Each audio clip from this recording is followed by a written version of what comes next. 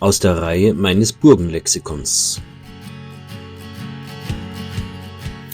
Burgenlexikon. Von A bis Z. Was Sie schon immer über Burgen wissen wollten oder auch nicht. Von und mit Matthias Helzel alias der Burgenmeister. E wie Ekel, ekelhaft, Mittelalter wie es wirklich nicht war. Burgen, Gestank und Hinrichtungen. Oder doch alles nur Schmarrn? Heute wird's wild, eklig, stinkend und grausam. Wir schauen in das Mittelalter. Oder hört und sieht man doch viel Schmarren über das Mittelalter und die Burgen? Schauen wir mal genauer hin. Genauer hinschauen. Oha, doch Dreck auf den Burgen. Oder oha, Klischees über das Mittelalter. Immer wieder hört und sieht man es, das Mittelalter, angeblich ein einziges dunkles Zeitalter, voller Dreck, Gestank, Krankheiten und Grausamkeit. Die Burgen, eiskalte, zugige Steinklötze ohne Komfort, und wer dort lebte, musste entweder Ritter oder Masochist gewesen sein. Aber halt, stopp! Ist das wirklich so gewesen? Oder ist das einfach nur der Schmarrn, der sich hartnäckig hält? Also schauen wir genau hin. Es lohnt sich. Kapitel 1: Die zugige Burg. Herrschaftszeiten, ist es wieder kalt. Und kein Feuer. Ach Gott, ist das kalt. Das Klischee. In Videos, Medien sehen wir ständig. In Burgen hat es gezogen wie Hechtsuppe. Die armen Ritter sind ständig erfroren. Wer bei Burgen an romantische Kaminecken, warme Felle und gemütliches prasselndes im Herdfeuer denkt, der liegt leider völlig falsch. In Wahrheit war das Leben auf einer mittelalterlichen Burg ein frostiges Vergnügen, im wahrsten Sinne des Wortes. Die Fenster waren klein, die Wände dick, aber die Zugluft legendär. Und von der Isolierung hatte man damals genauso wenig gehört wie von einer Fußbodenheizung. Ritter in Rüstung? Nicht nur zum Schutz im Kampf, nein, manchmal einfach, um sich nicht die Knie abzufrieren. Und während der Adel oben bipperte, zog's durch die Gesindestube unten gleich doppelt so heftig. Kein Wunder, dass die Menschen damals Schichten trugen, als ginge es zur Polarexposition. Also, Romantik schön und gut, aber wer im Mittelalter wohnte, hatte kalte Füße. Und das ganz ohne Metapher. Oder war es doch ganz anders? So gern man das Bild vom klirrenden, kalten Burgleben und den frierenden Rittern bemüht, die Realität war oft deutlich komfortabler, als das Klischee vermuten lässt. Denn eine Burg war nicht nur kalter Stein und Durchzug, tatsächlich gab es zahlreiche beheizte Räume mit offenen Feuerstellen, also Kaminen, und in einigen Fällen sogar Fußboden- oder Wandheizungen, etwa durch sogenannte Hyperkaustenanlage, die warme Luft durch Hohlräume leitete. Besonders komfortabel wurde es in den Bohlenstuben, edlen Räumen mit Holzvertäfelung, die Wärme speicherten und gleichzeitig prächtig aussahen.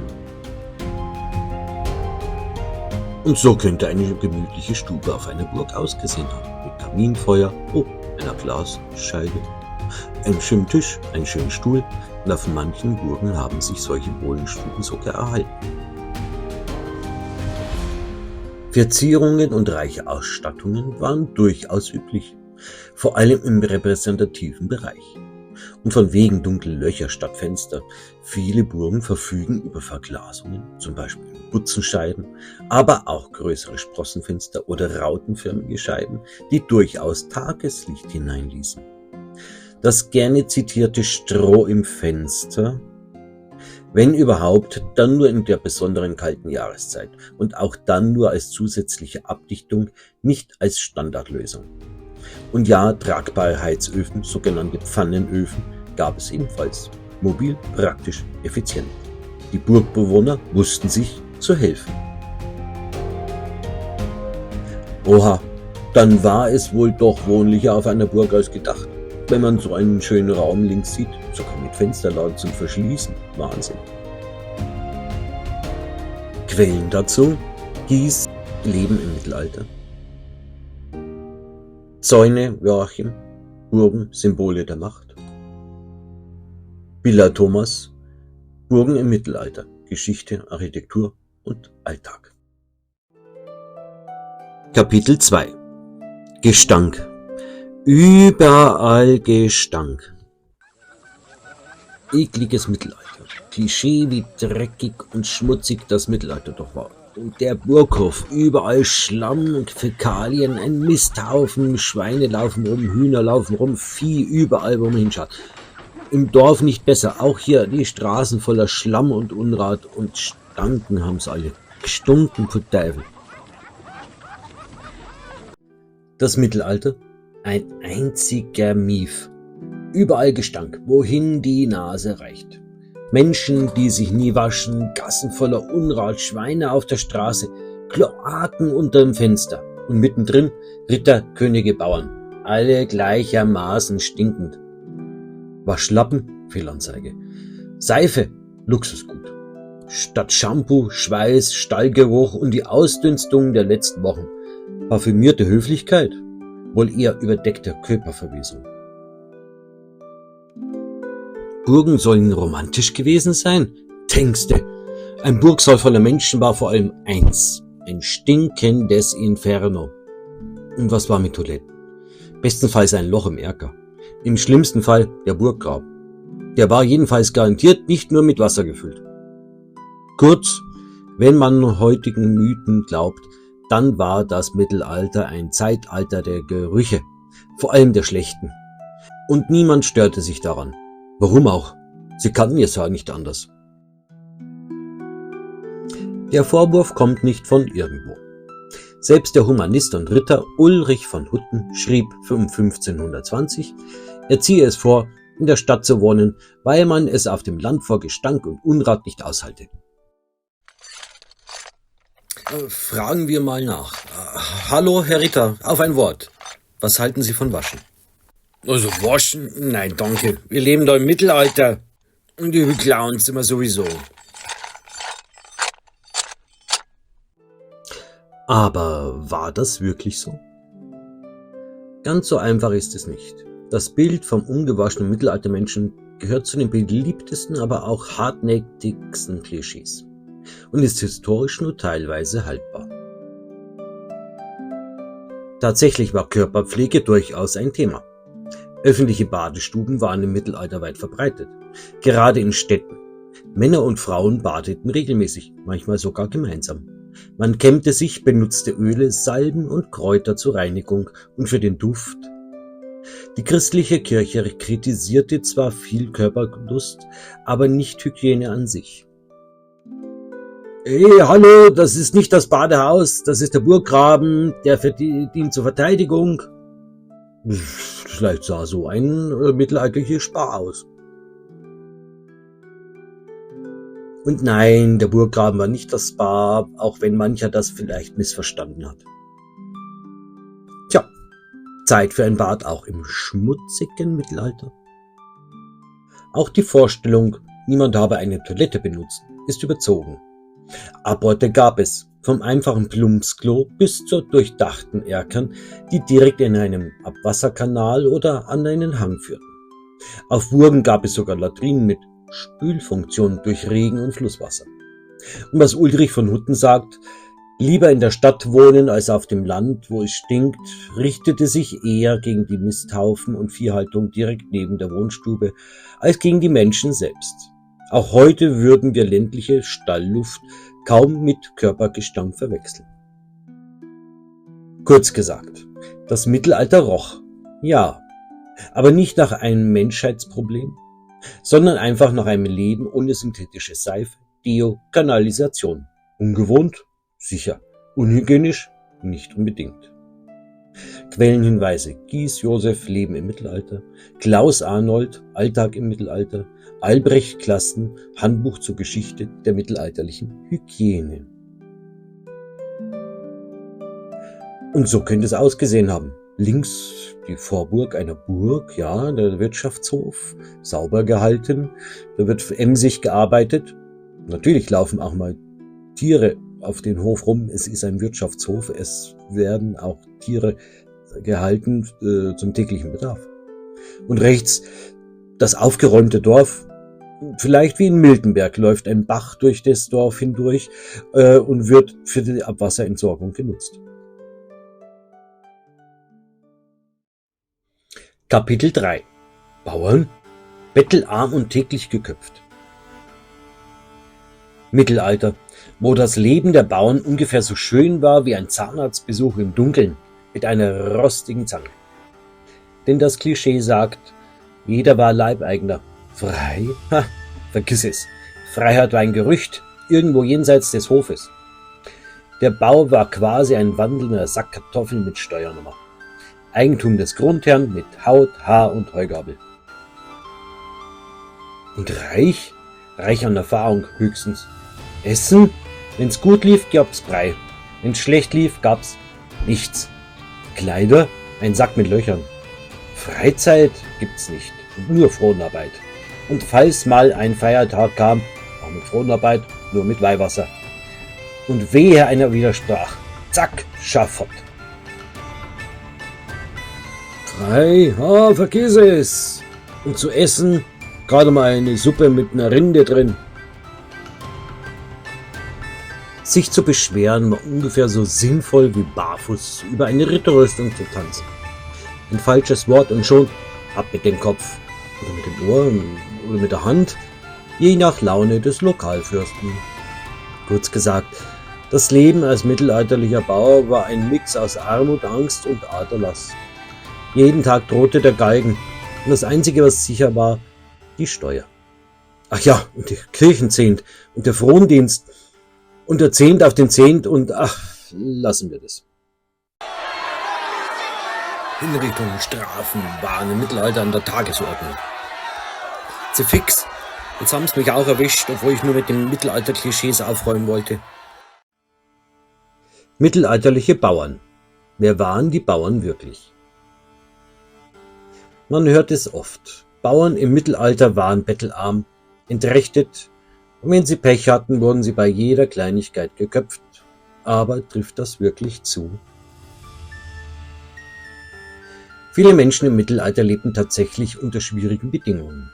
Doch pauschal von bettelarmen Bauern zu sprechen, greift zu kurz.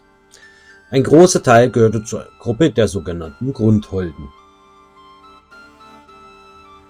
Ein Grundholde war ein abhängiger Bauer, der einem Grundherrn unterstand. Das konnte ein Adliger, ein Kloster oder eine andere Institution sein. Er besaß in der Regel ein geeignetes Stück Land, was ihm zur Nutzung überlassen wurde und konnte davon leben. Allerdings musste er dafür Abgaben leisten, in Form von Naturalien, Geld oder Arbeitsleistungen, die sogenannte Fronarbeit. Rechtlich war er nicht völlig frei. Er durfte den Monat nicht ohne Zustimmung wechseln und unterstand der Gerichtsbarkeit seines Herrn. Aber er war auch kein Eigentum wie ein Sklave. Vielmehr hatte er bestimmte Rechte, etwa Schutz und Nutzung des Landes. Naja, etwas übertrieben. Fröhliche Bauern, die ihren Grundherrn anhimmeln und eher im Prinzip respektvoll vor dem Grundherrn sind und sich, sagen wir, freuen darüber, dass er sie unter seinen Schutz gestellt hat. Und wie häufig waren Hinrichtungen? Und was ist mit der Vorstellung von täglichen Enthauptungen? Auch das ist überzogen. Hinrichtungen gab es, ja. Sie waren Teil der Rechtsprechung. Aber sie waren seltene Ereignisse, bewusst öffentlich inszeniert, um abzuschrecken. Sie sollten Eindruck machen, nicht den Alltag bestimmen. Es kann schon mal einen Henker frustrieren. Heute wieder keine Hinrichtung im Mittelalter. Wie langweilig. Oder auch langweilig für die Ritter, die zu richten hatten, die heute wieder niemand zum Richten fanden. Zusammengefasst. Das Leben als mittelalterlicher Bauer war oft hart, geprägt von Pflichten, Abhängigkeit und wirtschaftlicher Unsicherheit. Doch viele Bauern waren keine rechtlosen Opfer, sondern hatten Land, Pflichten und gewisse Rechte. Und Hinrichtungen spektakulär, aber selten. Quellen hierzu: Schich, Winfried, die mittelalterlichen Grundherrschaft, Wirtschaft, Gesellschaft, Umwelt. Götz Hans Werner, Europa im frühen Mittelalter, 5. Jahrhundert bis 1050. Althoff Gerd, Spielregeln der Politik im Mittelalter.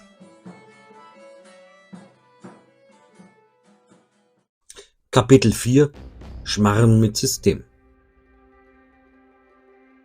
Viele Vorstellungen vom dunklen Mittelalter stammen gar nicht aus dem Mittelalter selbst, sondern wurden Jahrhunderte später erfunden, vor allem im 18. und 19. Jahrhundert.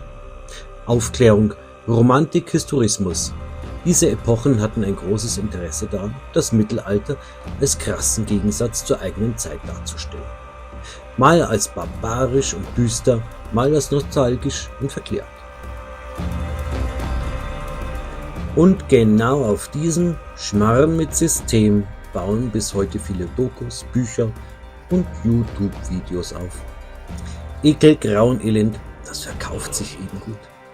Die Sensation vom schmutzigen, stinkenden, blutrünstigen Mittelalter ist schnell erzählt und oft genauso schnell falsch. Das kann schon einen zum Verzweifeln bringen, diese Dokus. Ja, so Schmarrn. Doch schaut man genauer hin, wird das Bild differenzierter. So dreckig, wie es oft dargestellt wird, war es nicht. Auf Burgen, in Städten und auf Straßen gab es Regeln zur Sauberkeit, Abfallentsorgung und Wassernutzung. So stinkend war es auch nicht. Körperpflege war üblich und selbst einfache Menschen wussten, wie man sich wäscht. Und ja, es gab Toiletten. Die sogenannten Apotheker an den Burgen sind ein eindeutiger Beweis. Das klappte wirklich gut. Auch das dunkle Mittelalter war nicht so finster, wie man glaubt. Zumindest nicht im übertragenen Sinn. Im wörtlichen schon eher. Elektrisches Licht war eben noch nicht erfunden. Aber mit Kerzen, Öl und Talglampen wussten der Mann sich durchaus zu behelfen. Fix, schon wieder mittelalterlicher Stromausfall. Fazit. War das Mittelalter ein Albtraum? Nein, aber auch kein Traumurlaub. Es war eine komplexe Epoche mit harten Lebensbedingungen, aber auch mit funktionierenden Strukturen, Rechten und kulturellen Leistungen. Viele Bauern lebten nicht völlig in Armut, sondern als Grundholde mit eigenem Land und Schutz durch den Herrn. Und Hinrichtungen gab es, aber selten, nicht als Alltag, sondern als Machtdemonstration. Und wer an Schmarrn erzählt übers Mittelalter, der darf der Mittelaltermarkt beim Putzen helfen oder kommt gleich ins Burgverlies. Der wichtigste Punkt: Wir dürfen das Mittelalter nicht mit der heutigen Brille beurteilen. Was uns heute primitiv erscheint, war für die Menschen damals der normale Alltag, ihr Hier und Jetzt. So, für heute genug über das graue Mittelalter oder doch eher von den merkwürdigen Dokus-Videos. Bis zur nächsten Burg-Mittelalter-Besichtigung. Danke, dass Sie dabei waren. Ich hoffe, Sie konnten ein Stück Burgengeschichte, Burgenwissen mitnehmen. Ihr Matthias Helzel alias der Burgenmeister. Und nicht vergessen, abonnieren und liken ist kostenlos.